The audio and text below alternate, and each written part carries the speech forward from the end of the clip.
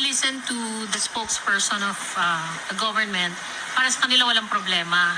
In fact, dininay nga niya na may crisis, no? Tapos biglang nagkaroon ng emergency executive order. So, kumbaga, there's a strong sense of denial sa gobyerno. So, kaya nga lumalabas na ako ngayon, nagsasalita na ako kasi kailangan ipakita yung totoong katotohanan. Salamat. Kailangan makita ng mga tao kung ano yung katotohanan sa numero. Hindi ako nagsasabi ng, walang basis. No? Tsaka mga official sources yun.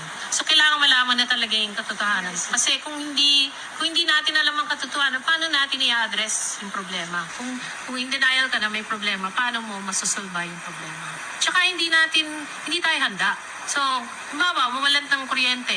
Handa ka ba na mawalan ng kuryente ng 2 linggo? Handa ka ba na maubusan ka ng tubig kasi walang kuryente? Lalo na yung mga nakatira sa condominium.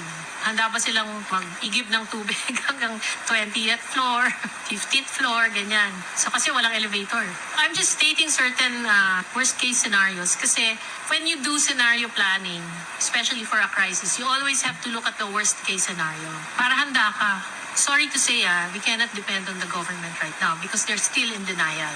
So the best thing is to be self-sustaining. Tayo mismo ang maghahanda ng sarili natin. Huwag tayo asa sa gobyerno. Pag umasa tayo sa gobyerno, walang mangyayari. Kasi nga in denial sila.